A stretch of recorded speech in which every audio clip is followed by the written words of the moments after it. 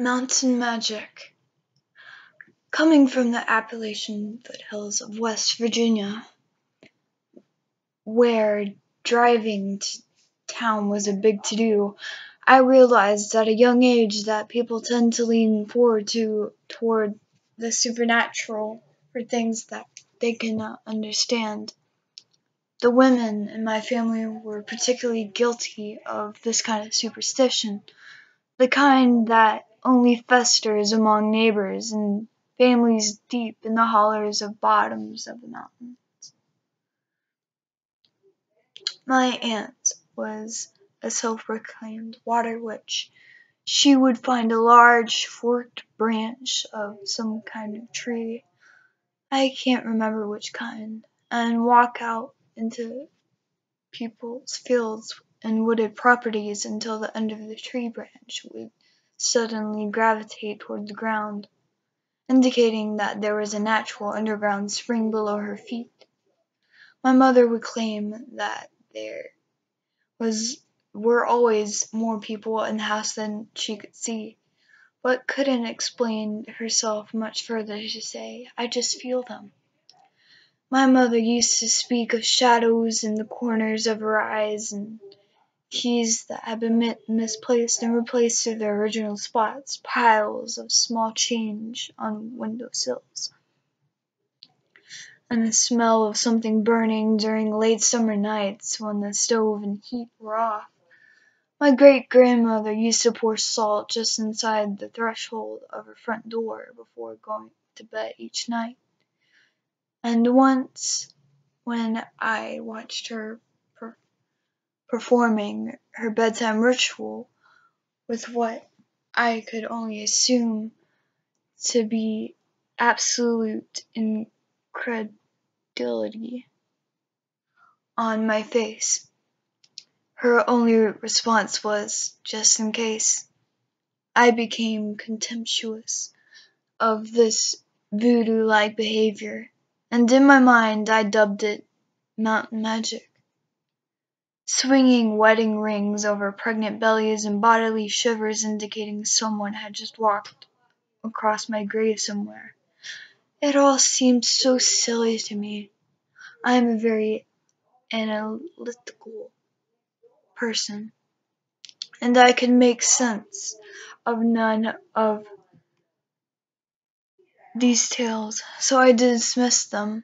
And yet, as I reflect on and discuss with loved ones outside of the women in my family the happenings of my life that have come to seem so normal to me, I realize that maybe the things that I have experienced aren't as normal as I thought.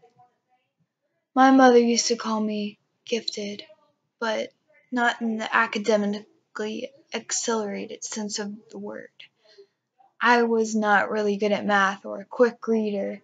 She used the term to describe what I've come to know through some quick Googling as a highly sensitive person, or HSP. HSPs, according to my research, are considered to be more prone to experiencing or causing paranormal activity because through some atypical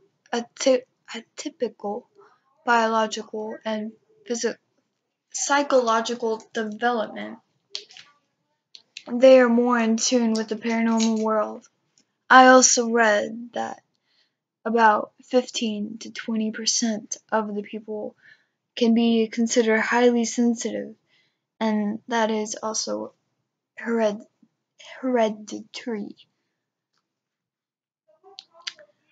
I can't say that I'm a firm believer yet, but I have experienced some things that I have been unable to explain, and my husband has encouraged me to write them down. So here's the first one I can remember. It's a little unrelated to mountain magic as I have defined it, but it was the first of many more experiences in my life, and I find that the beginning is usually the best place to start. My family lived in New Jersey. My father was in the army and was stationed at Fort Monmouth, New Jersey, which is no longer in existence, I don't think. We lived on Goslin Avenue, a picture of the street, really. Looking back, it reminds me of Maycomb and To Kill a Mockingbird. I was very young when we lived there. I attended kindergarten through second grade and extremely extroverted. One afternoon after school, a bunch of us went over to my friend Carrie's house, which was about 3 or 4 houses down from mine.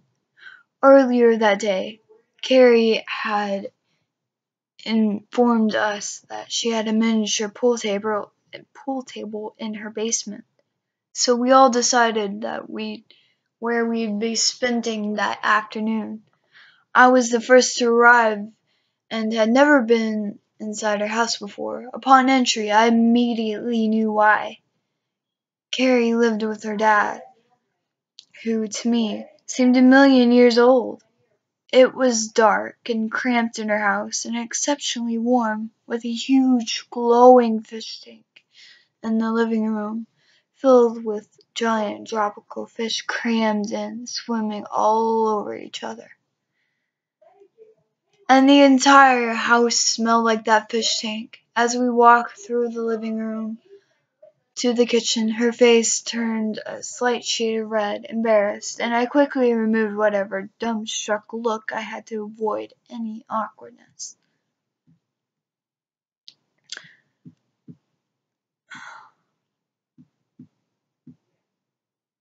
After the group all showed up, we made our way down to the stairs into the basement. We saw the pool table in the middle of the floor and quickly took up residence into the patio chairs, boxes, washer and dryer, any place that we could find a seat, and claimed our spots for seat backs.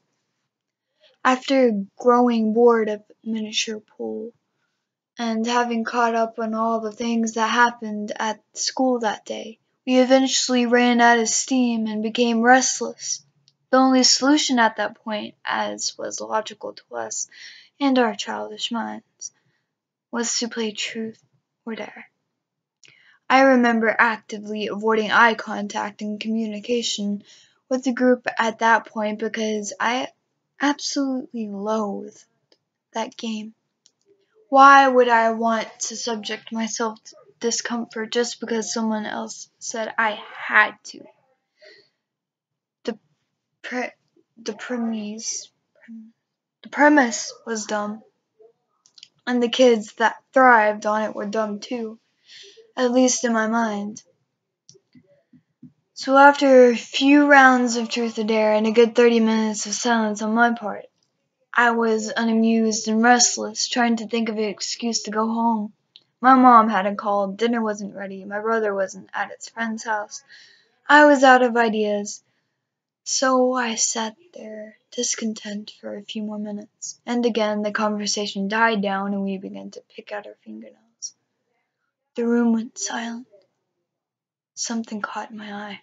My head shot up just in time to see one girl in our group directly across from me on the other side of the room and alongside of the pool table, frozen in fear. Her eyes wide in disbelief as she stared what I thought was right at me. I started to say something, I don't know what, probably mocking the look on her face because that was my MO at the time. But my own voice caught in my throat as the atmosphere quickly changed from lighthearted to confused. I glanced around at everyone else to see them all staring at the green felt of the mini pool table. I followed suit, wondering why everyone became so solemn so quickly. A ball on the table had begun to spin in place. I don't know if this has any significance or not, but I can still remember what the number it was. 9, with a yellow stripe. We all sat in icy silence, unable to move. I, at least, was unable to breathe. I can still remember the cold aluminum of the lawn chair I was sitting in against my thigh, slight condensation from my own sweat gathering and becoming slick. After what seemed like only a few seconds, the ball began to roll. It rolled from my side of the table away from me towards my friend, slowly at first, almost like it was a struggle, and then it picked up more and more of momentum. And as it rolled to the other side of the table, the balls in its path would move themselves out of the way and into the pockets on the side. When the 9 reached the far side of the table, it stopped abruptly, just short of the ledge. By that point, all the other balls had moved into their pockets, and all of our eyes were fixated on that last remaining ball. It paused for a long moment, and I let out a nervous sigh. I hadn't realized I had been holding my breath and immediately felt a little silly, but almost as if someone had flipped an on-off switch. The ball reanimated. Only this time it moved straight up. It was almost as if someone had wrapped a piece of fishing line around the ball that I couldn't see, and was reeling it up from some secret hole in the upstairs floor. But we had at least one round on that table, and the string would have been quickly discovered during gameplay. I watched the ball slowly gain height until it was at eye level with my friend across the room. It moved directly towards her face, still very slowly, with what seemed to be calculated intention.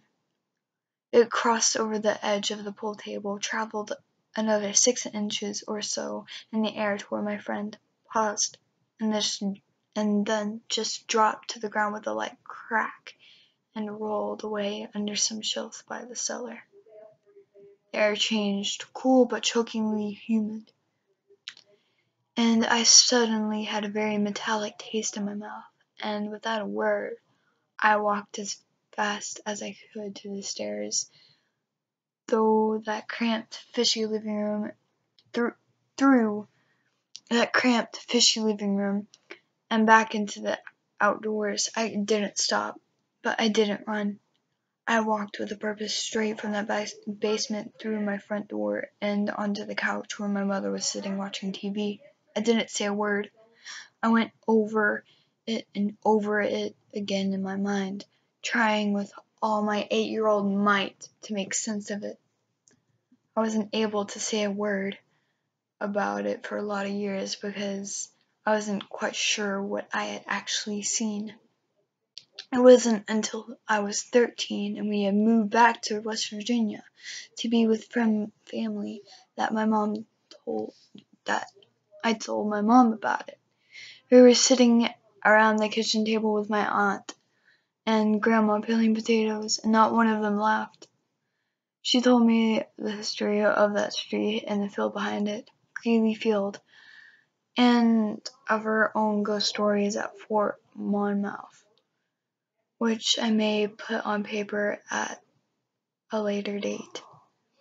Each woman took her turn explaining to me the first time they realized they were sensitive and congratulated me on inheriting their special gift. My aunt offhandedly suggested that it could have been my disdain for the current game of truth or dare that could have even sparked it, similar to a psychokinetic poltergeist type of event. But even now, at the age of 28, I still dreamed of that event and often think of my aunt's explanation. The precision of the balls on the table falling straight into the pockets. I can still hear the muted thunks of each one. The slow and deliberate movement of the 9 ball as it moved first, literally. And then through the third dimension into midair, but mostly in thickened air. It's the thick air of the basement and the metallic taste in my mouth. The thought that it could have been me all along, that haunts me.